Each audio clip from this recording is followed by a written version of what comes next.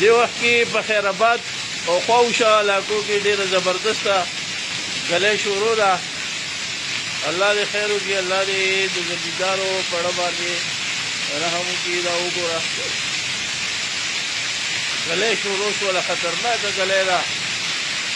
د ونو د پاڼې داسې را جوړوي. یا الله خیر، یا خدایه ته رحم وکړي.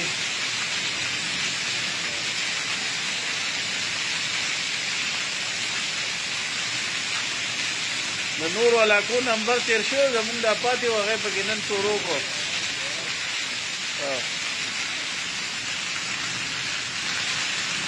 او که مونږ سوچ وکړو نو دا د الله یو تنبیه ده مونږ ته چې سم شی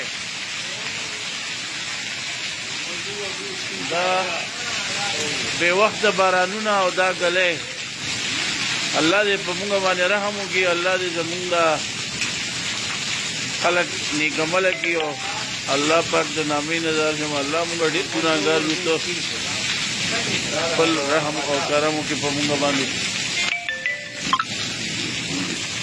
زمونږ راغلي سکول کې پناه